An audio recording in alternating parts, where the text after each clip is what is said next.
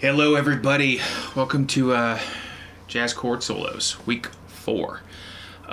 This is going to be a really fun one, for multiple reasons. I also, over the weekend, I picked up this great old harmony, 1936.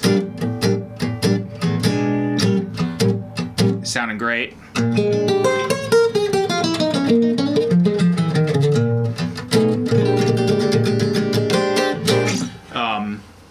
Going to be perfect for the our first chord solo that we're going to do today. So yeah, let's just recap real quick. Like I said, I'm Austin Falingo. I'm your host here for jamplay.com, and this is Jazz Guitar Chord Solos. So the first week we kind of did an introductory to triads. Second week I showed you how to do like some chord melody with triads. Last week we did the 16 inversions of seventh chords to help build drop 2 voicings. So this is going to be a good one, especially if you've kind of been brushing up on this stuff. Now we're going to kind of put everything to use via the blues progression. So I'm going to kind of use a combination of triads, drop 2 voicings, some of the 16 inversions, which I mean the drop 2s are built from that and everything. But yeah, this is going to be a really fun one. And you also have a track with this at 100 BPM. I actually used this guitar, upright bass today, so it sounded really great. Like I said, I'm very happy about this 1936 harmony, which is in my hands. And this will be a fun lesson today because usually we do electric, but we're going to do acoustic today. So yeah, so let's just dive right in here. So let's just start, guys, if you could pull up for me, we're going to do a jazz blues in B flat, right? Pretty standard stuff. So if we could do first, let's just do the jazz, B flat jazz blues progression. Let's review that really quick, and then I'm going to kind of get into everything that we did to make this music come alive here. Just waiting for it to pull up. Okay. Cool. So, like, if we go back to Slices of Jazz, this isn't the only way to play these chords, right? Like, this goes back to sort of like reading charts and stuff. So, this is a 12-bar blues. Obviously, it has like a 6 chord in it. It has a 2-5. The 6 chord being the G7 and B flat, and the 2-5 being like a C minor to an F7. Now, remember, there's a lot of wiggle room with jazz and stuff. So, like, sometimes people will do a C7 to an F7 or something, right? I mean, the G7 is usually pretty standard there. But, just something to keep in mind. So this solo was written to that. Sometimes on the fly, if you were to just start playing a jazz blues with somebody and then wanted to do a chord solo, you'd probably just want to cater to whatever they're playing by using your ear to, before that. But like I said, going back to the reading chart stuff, this is just a really good way to... it's an easy way to play jazz blues. Now, the first way would be like this, right? And also, too, like, what's great about these kind of guitars, and I was going to say that, what got me hooked with, chord solos and stuff was kind of like, the Django Reinhardts and a lot of, like, the swing guys, not as much of, like, upright bass, guitars and stuff more carrying it than drummers and stuff. So, yeah, I kind of recommend, like, you can go either way. It really doesn't matter, but that's kind of why I chose today, and you'll hear it in the track. But also guitars like this, I mean, it's so fun doing all the chord stuff on them. And in a way, too, I mean, I think... It kind of developed like that, too, because it kind of gives your hands a break from the single lines. And you remember, too, like with an electric guitar, you have amps, you have a lot more sustain than an acoustic. And, I mean, I think we all know that, like, acoustics just tend to be more of a battle to play, in that regard where, like, yeah, you just don't have, the amp on your side or the sustain or whatever, of the pickups and all that. So... I don't know, like I said, it's fun. I think it's a really neat sound to play chord solos and stuff on, this like kind of old-time swing that, these sort of guitars.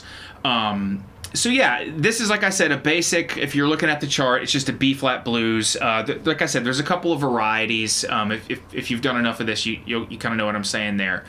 But But I'll just go through the progression, and then we can kind of get into the chord solo, and I'll talk about what I'm doing. So, yeah, just, you know, real quick around, you know, 100.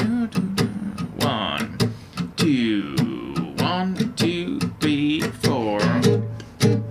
E flat with the B flat in the bass.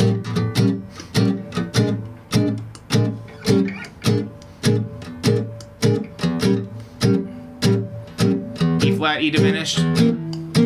B flat, A flat, G. C minor.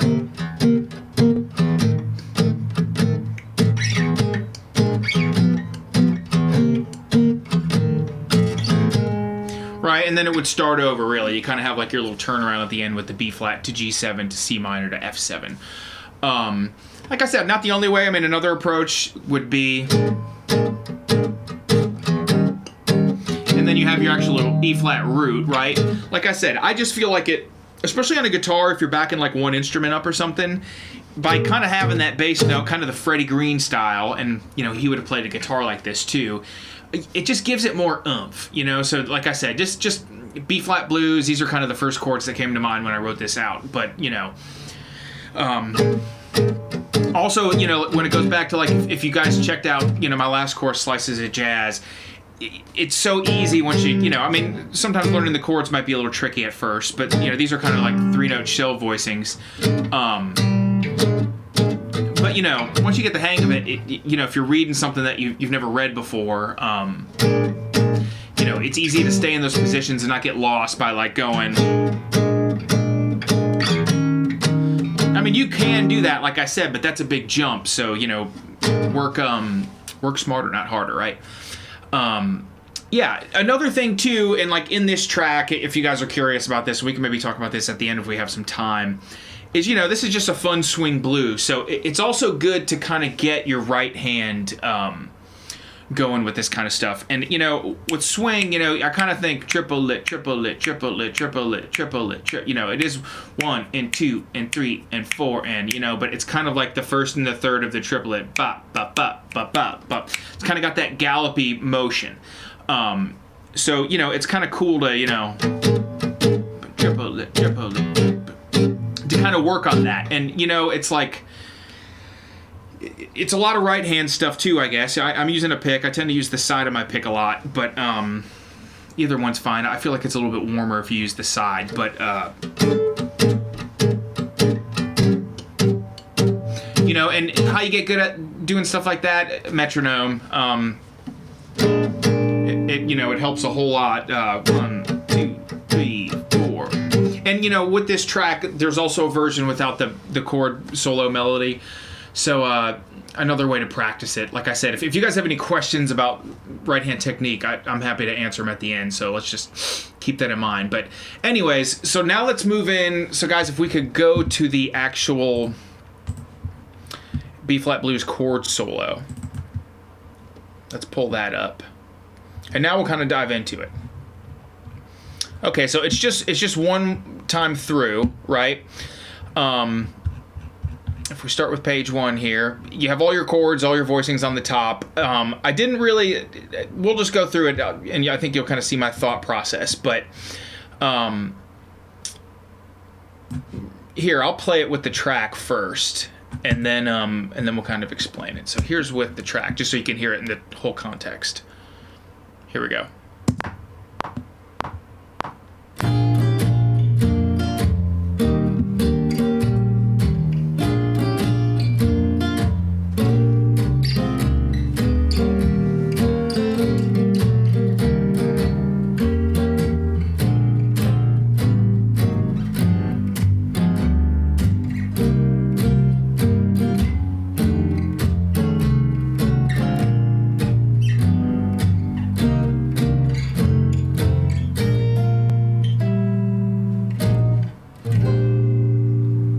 For those of you that do like the Slices of Jazz course, if you noticed, I put a little ending on there, which was from that, right? So great blues ending.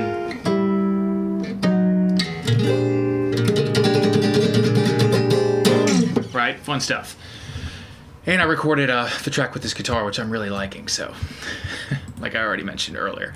Okay, so anyways, right, there's the solo, right? Like I said, you can sit and here, let's just to give you an idea. So what's nice is, and we haven't really done this yet, but, and you know, this whole course is more on chord solos, but just to break it up, so I'm going to play the track again, right?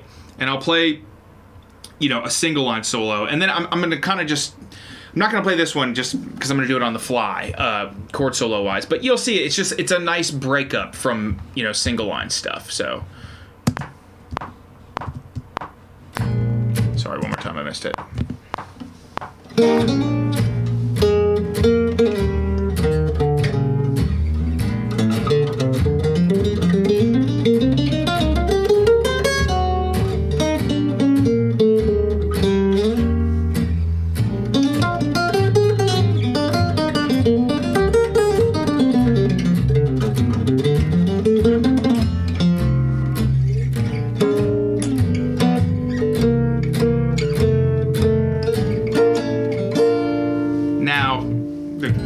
Start over, and then we can like break it up with a chord solo.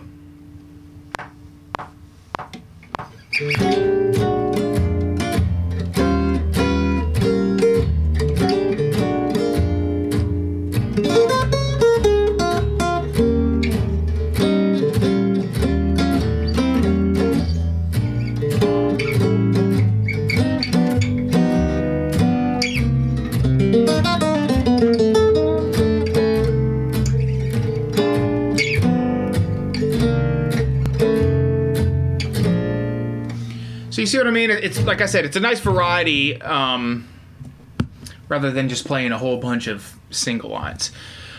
Okay, cool. So with that being said, now let's dive into it, right? So this is kind of going on everything we've learned so far. Let me just get everything right here where I need it. Okay, so first off, I'm using triads to begin with. There's also kind of a little motif, right, which is kind of like a little musical idea. Any, you know, with single lines, chords, whatever, those are always nice. It kind of grabs the listener rather than just, you know, constantly going for it, if you will.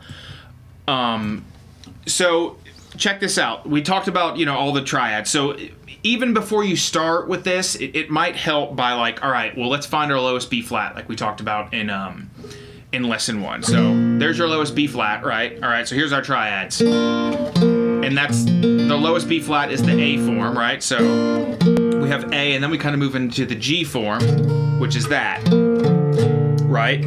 Then from there we have E. This is kind of as high as we're gonna go today with this, but then we have all those, right?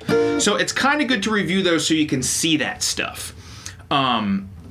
Now here's what I'm doing. The first one, you know, blues always kind of has that flat 7 sort of sound. Obviously the first chord's a B flat 7. So I'm going to use a triad like that. Now remember with triads, right?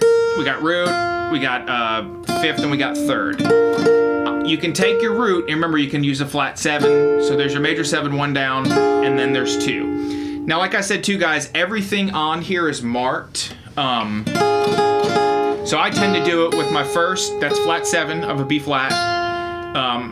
First string, 4th fret, right?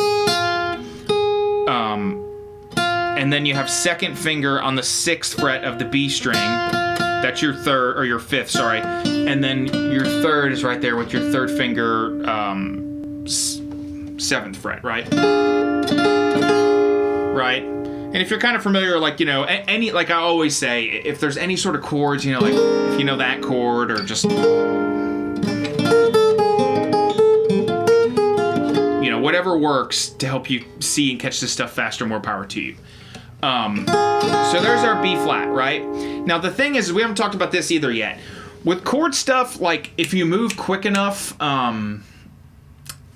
you can sort of get away, you know, and do some really cool rhythms and stuff. So I do this all the time with chords, but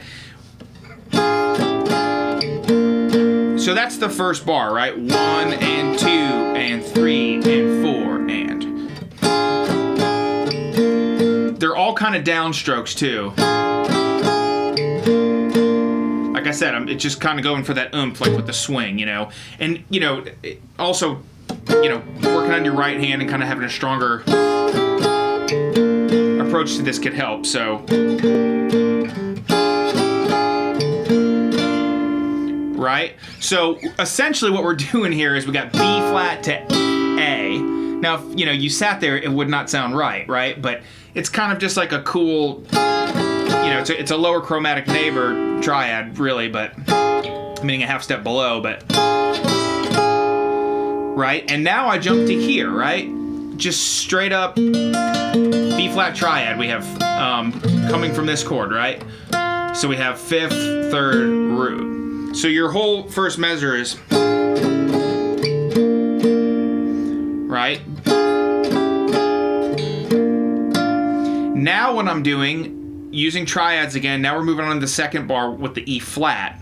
So it's coming from that form. Like I said, with time this will get better, especially once you really start seeing, you know, the neck via caged and all that too. But you know, a thing with E flat too is find your lowest E flat. You know, by seeing all those, you know, that helps a lot. But that's, you know, I'm literally seeing that as that, but I'm just barring, right, 8th fret, 4th, 3rd, and 2nd string. Now what I do is I make this move, and see, here's the thing, this is an E flat chord, so what we're doing is I have like a little inner motion line going. Right, so all together we have, sorry.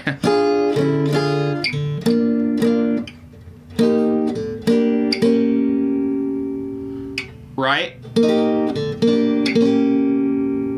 And what that is we have E flat straight up, moving down to my flat 7, right? So remember, this is just a straight up E flat triad, E flat major 7, and all the fingerings are there too. Like I said, we won't spend too much time, and if anybody has any questions about it at the end, we can totally do that. Right, but then we go to the E flat, the D flat, which is the flat 7, right? So just like I did with B flat, I subbed out the root with the flat 7 there. Right? Now here's where the motif kind of comes in again. We sort of repeat the same thing, right? We have,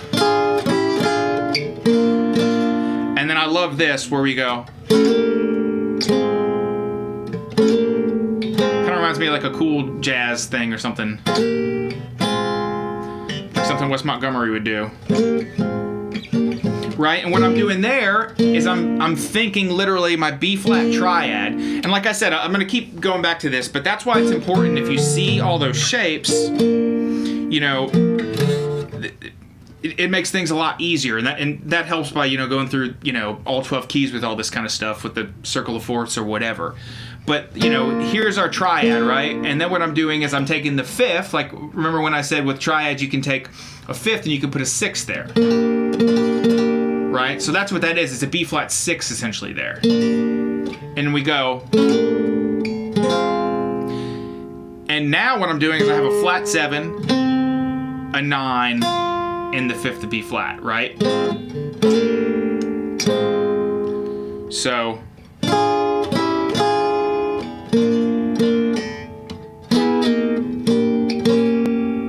sorry, one more time. The top, our motif again, B flat 6, it's like a B flat, you know, B flat 9 really. And now, so here's the thing, you know how like with blues you can always go like, you can slide like a half step, you know, above before you go to the next chord, like you'd have, you know, bass player could do it too. Or like below too.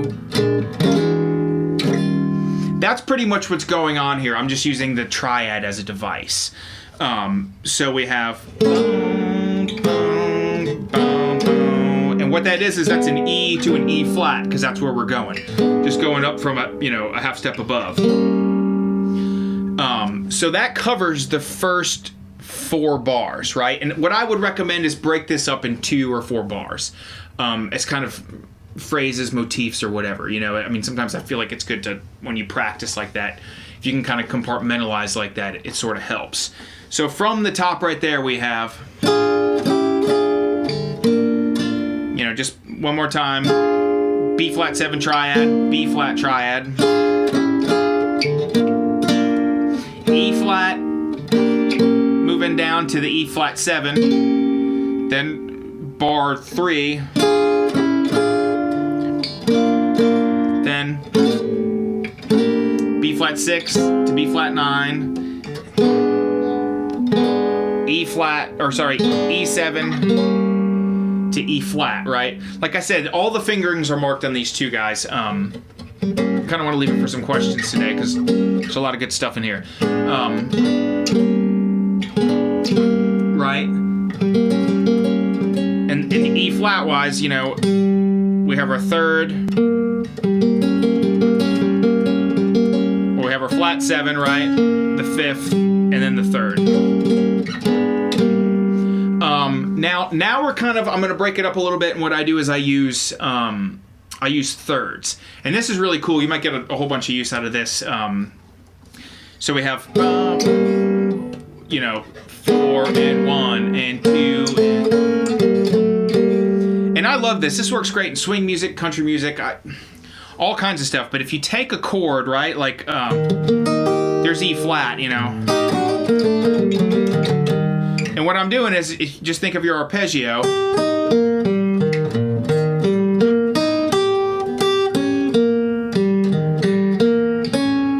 There's your flat 7 one, which is coming off it like that. But just as an easier way to see it, if you have,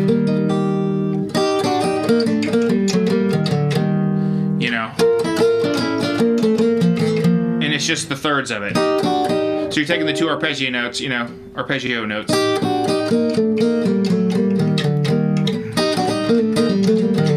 I mean, you can do a whole chord solo like that. And also, just another great way to practice really quick as a tip, like, say you are doing a B flat blues like that, you can go.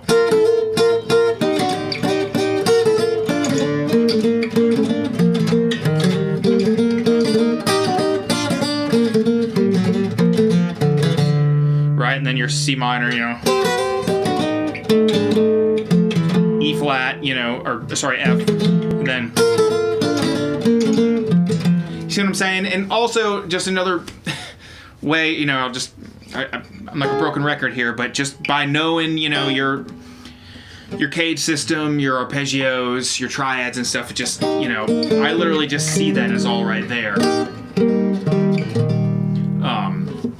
So anyways, yeah, so moving on to bar 5, we have 1 and 2 and 3 and 4 and 1 and 2. Now remember this is coming out of strings, and this is bar 6. This is coming out of strings, the 16 inversions of dominant chord, strings 2 through 5, right? So E flat, right? And what I'm doing is I have the flat 7 there, flat 7 3rd, 5 root, right? So it comes from, we learned it last week, from C like this, right? There was our C, kind of like an A form, but flat 7 there. Whoops. Neat chord, kind of hard to grab, but that's a straight up, just what we learned last week. But like I said, it sounds super cool, and the more kind of things you can throw in there, the more interesting it sounds, rather than just going 1 and,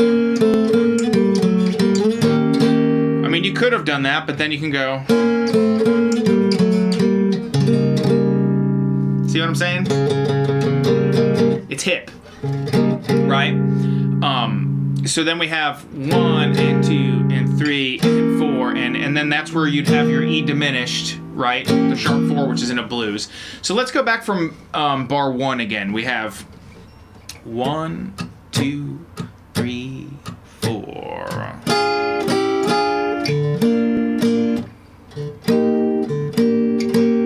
Bar 3. Bar 4.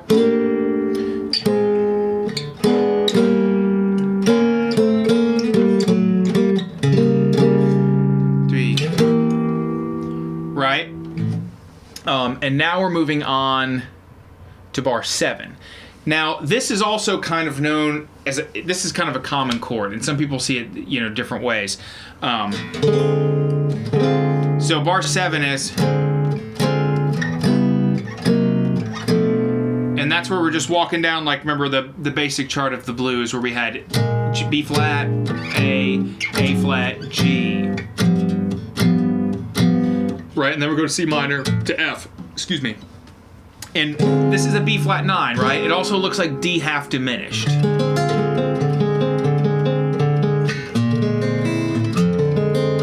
Or like an F minor 6, you know, I'm not gonna talk about that too much, but by kind of knowing, you know, like I'm always talking about killing, you know, 2 birds with 1 stone, or whatever, if you will, by knowing all that stuff, you know, soloing options and seeing the chords, it becomes a lot easier.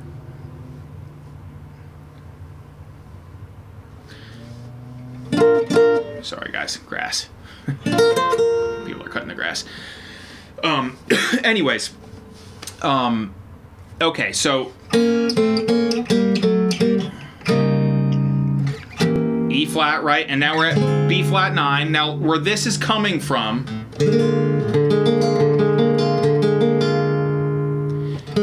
is this strings 2 through 5, right? So here would be your basic, like we learned last week. There's your basic, you know, inversion for that, and then you have with the 3rd in the bass, right? So we have 3, flat 7, 1, 5 of B flat. And what I'm doing is I'm taking 1 and moving it up to 9 like we talked about last week to make your B flat 9. And that's where that chord kind of comes from, right? And then what I'm doing, I'm keeping the exact same chord and just walking down. Now here's the difference, right? If this is the same thing, here's our G7, right? And then, and that would be, which is just like this, but all the way down there you're using the open G, right? So you have 3rd, flat 7, root 5th, and then if you put your first finger there, you have a flat 9. And if you remember, like I said, I'm going to keep talking about slices of jazz too, the previous course we did, you know, that's a 6 chord, so that could take sort of like a, the way I called it Spanish Phrygian, you know, but it's got that flat 6 or that sharp 5, however you like to look at it, kind of vibe to it. So that's why I chose to use that note. It fits for that chord, you know, even in a chord solo, right?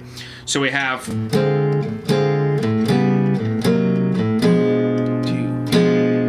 4, and right? And then moving on, but, so let's go from the top again. 1, 2, 1, 2, 3, 4.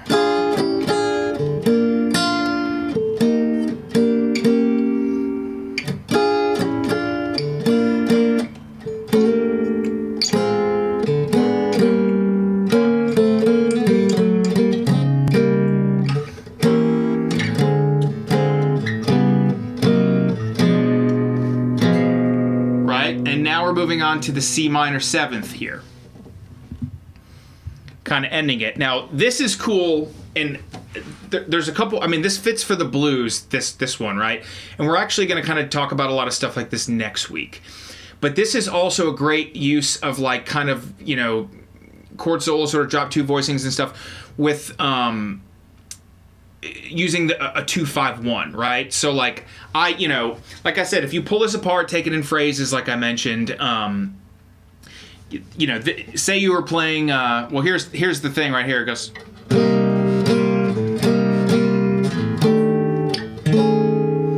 I love that. Right, so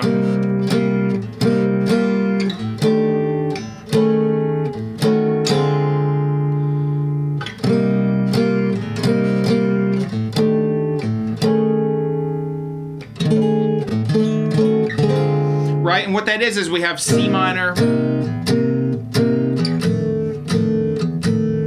B flat, 2, 5, 1 to the B flat, right? Grab my pinky out here, right? So to make the C minor 7 sus, so we go 1, 2, 3, and 4, and now this is the weird chord, right? And like 2 through 5, right? Remember last week our template was in C, but here's, that there was your chord, right? It actually started down there, but flat 7 in there. I kept my third, but rather than doing a fifth like that, I decided to do a sharp 5 or flat 13, I like to call it. So kind of the augmented, right? Kind of comes from that. Then when we learn those, like I said, I mean, that's why, really mastering those triads and stuff, it helps you see that kind of stuff. So, like I said, flat 7, third, flat 13, and then I have a 9 right here, which is the G note. So there would be your standard F9, right? And what I'm doing is, like I said, everything's, mapped out finger-wise for you on here. Like I said, if anybody has any trouble with these chords or a different way I like to approach it or something, feel free to ask questions. At the end, but yeah, I pretty much, it's like a bar, on the 6th fret, and then, with my first finger, and then I have my second finger, 7th fret, 4th string, and then my pinky, right? And then the only difference here is we go, and I jump up to a sharp 9 right there, which is coming from the Jimi Hendrix chord. Now, look, this is a little bit heavier harmonically. I mean, I get that, but like I said, if you can make any sort of, visual connection with that, it always helps. But from the beginning, we have 1, 2, 3, and 4, and 1, and 2, and 3, and 4. It's kind of a tense sound, but I love it.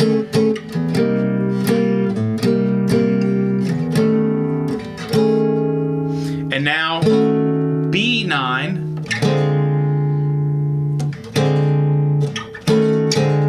2, 3, and 4, because then we're down to the G7th again, right, in the chord progression.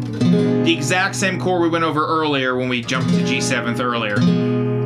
This is just at the end with like kind of the mini tag where I said, it's B flat to G to C to F. So like I said, going over that 2-5-1 kind of thing, here we have C minor sus, 3 and 4, and F9 flat 13 with the flat 7 in the bass, the E flat, and then we have F9 sharp 9 flat 13, the E flat, B9, right, to B flat, or sorry, 2, 3, and 4, and this is this whole ending here I'm pulling from Slices of Jazz as well. So now we have the quicker 2-5 to just the very ending right here, right? So what I did there, like I said, and if you watch Slices of Jazz, it's in there, I have a straight up C minor like this, one of the choice chords we learned in, when doing 2-5-1s for Slices of Jazz, right? So then what I did was I did C minor 7th, C minor 9, so you just pull your finger back there, and then we have, I finger it like this, like I said, all the fingerings are there and the chords for you to see, right? But it's a, F7 flat 13 or sharp 5, augmented. And I've gotten a couple questions the last few weeks. People are, asked where to use an augmented. On a 5 is always great. And, F is the 5 of B flat. So that's kind of my choice there. A lot of tension. Then go back to the natural 5.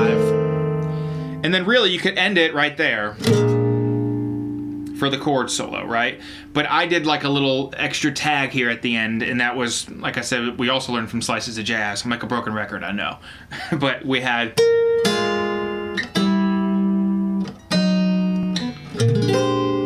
And then we have a B flat 9 13. Right? There's your 13, there's your 9.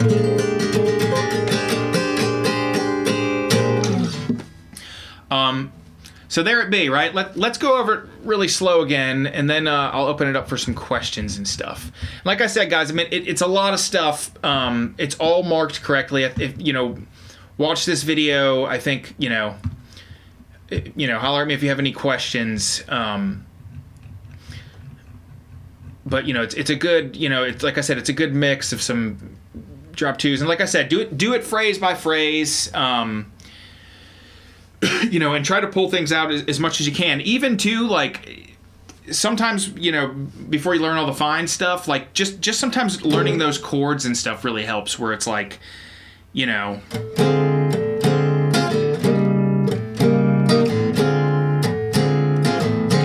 2, 3, 4, E, B flat. Right? B flat.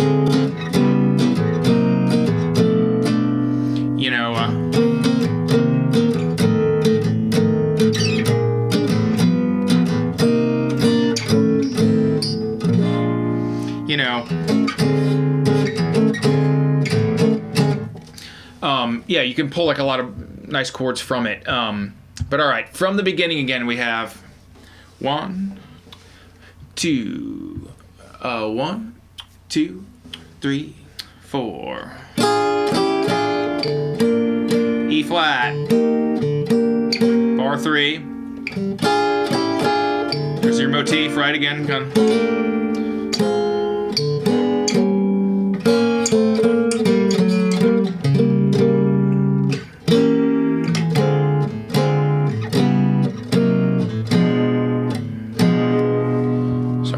Scroll the page. Right, now we have C minor.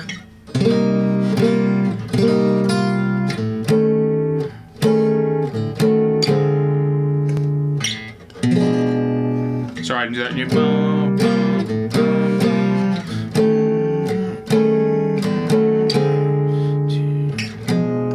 Right, and then you have...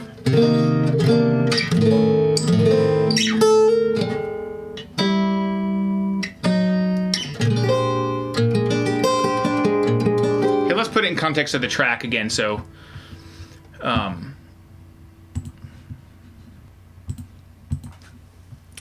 right, so 2, 3, 4, bar 3,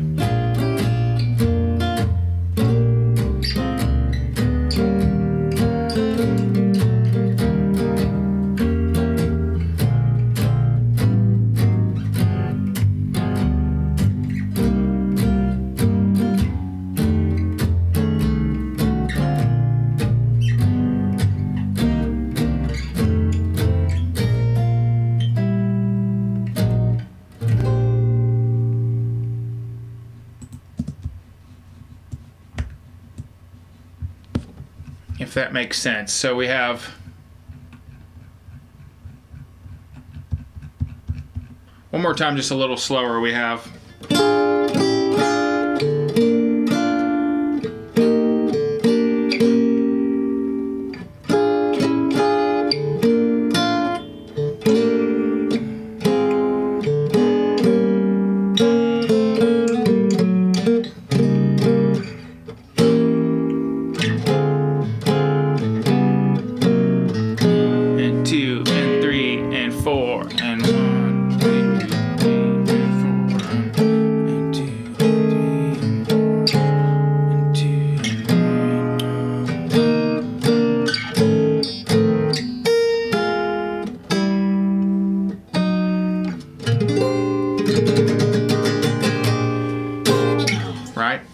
cool. Well, like I said, folks, I think it's about time for some Q&A with this. But that's, that's kind of the whole thing, like I said. And, just to sort of recap, triads, drop twos, the substituting of notes and all, all that, This is some of the stuff you can come up with. And what I would recommend too is, write your own. I mean, take a lot of this stuff and maybe just rearrange it to your likings, like I said, I mean, if you keep it in parts too, that kind of helps in phrases, but the more you do it, the better you're going to get at it. And like I said, just always start, with your fundamentals, where's my lowest B flat, all that kind of stuff, and I would do that with every chord, and then you have your E flats, all that kind of stuff, and especially, I mean, it's good to go all the way up and down, I mean, but definitely cover the area. And as you noticed, I mean, we pretty much stayed kind of within 6, position-ish, and in third-ish position. But all right, cool. Well, thanks, guys. And like I said, I'm going to open up for some questions here. So ask away.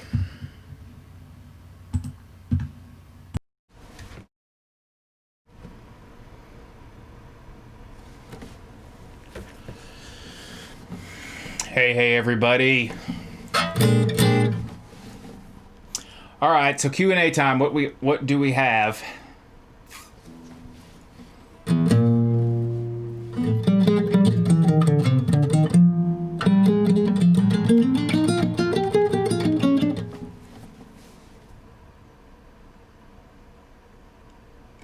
Yeah, great question. So piece some that you mainly do chop down strokes on the right hand rhythm. Can you talk about why this is important? Yeah, it's kind of like it's sort of just part of the language of swing in a way. Like you want to kind of do things that are indicative of the style, So like, and in the beginning I kind of talked about that a little bit, like having kind of a nice right hand. That's why I chose this guitar today. It's kind of a fun, it's got that nice chunk to it. But yeah, like I said, it's important. It's just like, it is just indicative of the style. Behind you, like, and you guys have the track you can work with, right? And I encourage you to, do single line solos as well as chord stuff, make up your own, just like I said. But, swing, a good swing, it's going to bounce, and a good way to practice this with the style is just play with the rhythm track, or just take a metronome and remember the triplet, triplet, triplet, triplet, triplet, right? But like I said, the best way to do it is a metronome, because it's going to keep you, on par. And also, another thing about that, that's a good question, is, back then, like, there were string jazz bands, right? And they didn't have any, some of them didn't have drums, So, like, you're kind of, the hi-hat, right?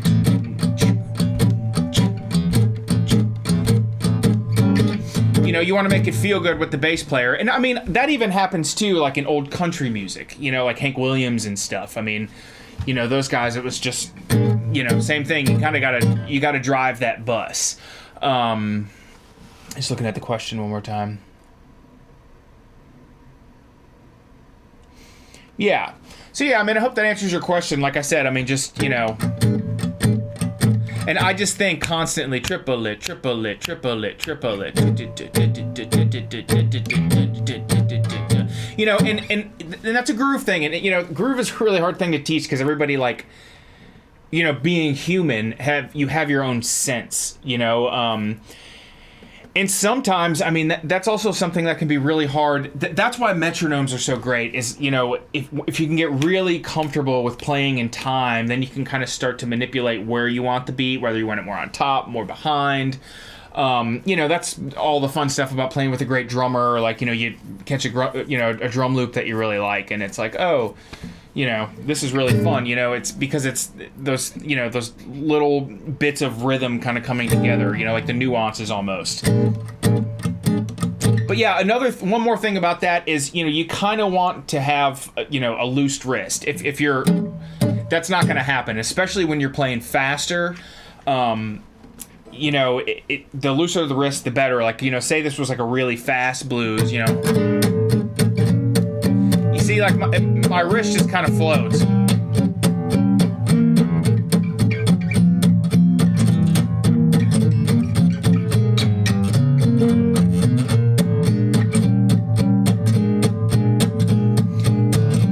know, there's also ways, like when I play more on top of the beat, I'll generally... That's every beat. 1, 2, 3, 4, 1, 2, 3, 4, 1, 2, 3, 4. But like I said, if you don't have that loose wrist, it's tough. So like I said, remember that. It's not this, you know, it's more of that, you know. And then also, too, and this kind of happens in gypsy jazz, too, you sort of have like they're like ghost notes, right? But you have like a kind of an upstroke sort of.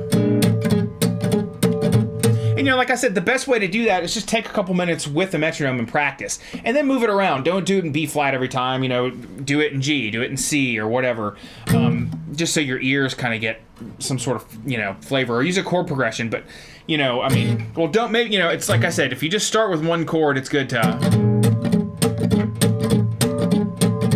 1, 2, 3, 4, you know, and then also with a metronome, you can, you know, put it into eighth notes, you know, feel the triplet on the inside, you know, so I hope that helps. Like I said, yeah, definitely loose wrist, metronome, start slow, you know, it's way harder to do that stuff slow as well, like if you're playing a ballad and it's... So, I hope that answers your question. Good question.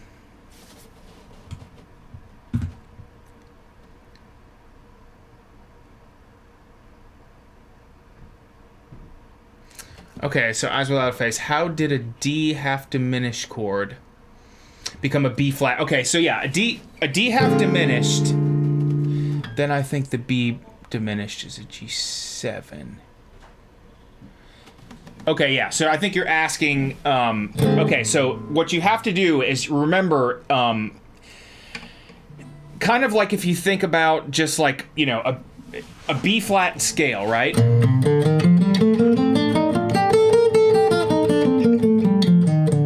Right, third position, kind of coming out of the K system from there, you know, between there and that guy, right? So remember, just like with basic simple harmony, we have the relative major and the relative minor, right? So if you start on this note, right, you have G minor. But it's the exact same notes, it just depends on the note you start on, right? So the more chords you kind of learn and shapes and stuff, what happens is these different inversions equal different things. So essentially, and what is really great, and this is where I'm always talking about, you know, killing two birds with one stone, is when you kind of see both and then you see the option when you solo, right? But this is a B flat 9 because you remember, if we came back from our strings 2 through 5, drop 2, right? Like kind of the template sort of thing, right? That's a B flat 7, right? Second inversion with the third right there. So you have third, flat 7, root, 5th. Now remember, when we talked about the lesson, you know, from last week, if you take 1, you can put a 9 in there, right? 9 can replace 1. And by doing that, that equals a B flat 9. Now the thing is like, you know, I think most of us as guitar players, the way I always kind of grew up with it, a B flat 9 chord was this to me. You know, an up an octave would be this. Kind of like the funk chord. But that also, you know, it equals D half diminished, right? Now, in the context of, you know, this tune, it's just a B flat to me. But what it is it's also like another cool way to play it, right? Kind of like on the inner strings. So it equals both, right? And it kind of depends on the context. For me, like sometimes, you know, if I think of like a D half diminished chord, and I sort of do the concept of B flat 9, I tend to play more bluesy stuff. I mean, they're jazz lines, but... Right.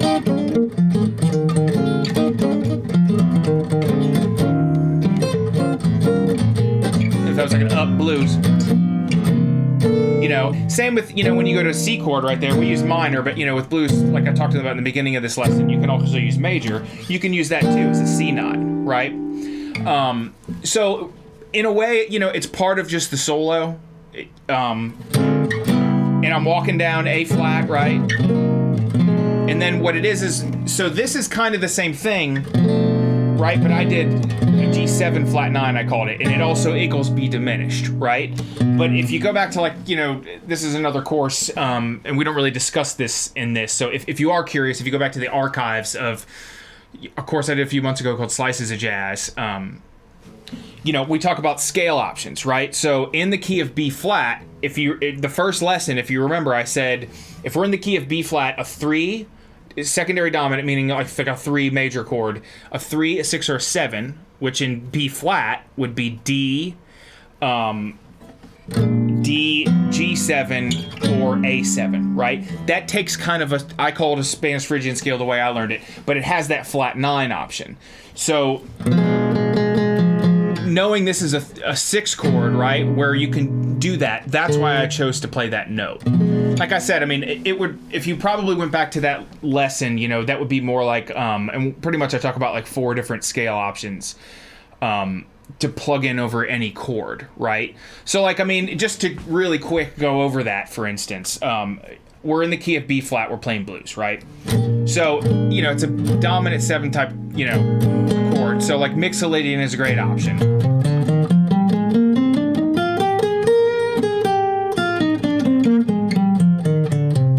Right? And now when we go to E flat, Mixolydian is another option because it's a 4, or you can use Lydian dominant, like I talk about in those lessons.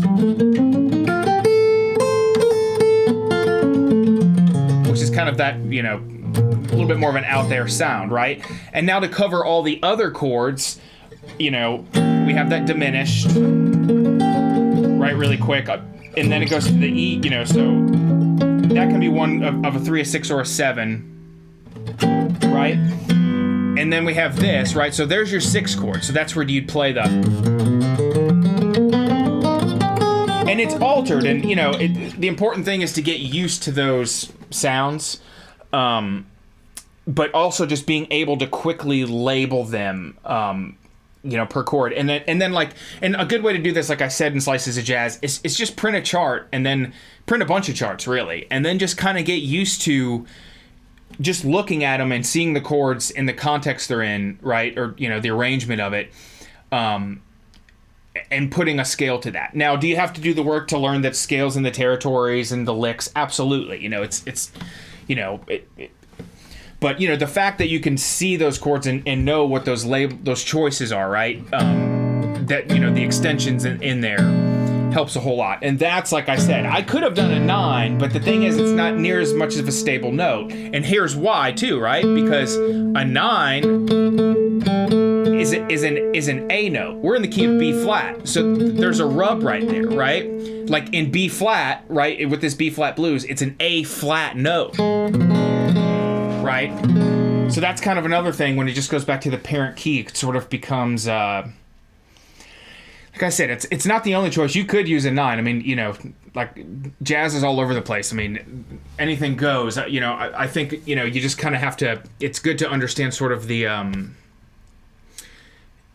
you know, the basic ways to play it, and then you can kind of use more altered stuff. But like I said, that's you know, I call it. You could call it a B diminished, but the way I see it in my head, it's really a G7, right? It's got the 3rd, flat 7, flat 9. And that's coming from the same thing we talked about here with D half diminished or B flat 9. Like I said, this chord just tends to, like, there's your straight up the same exact chord as this.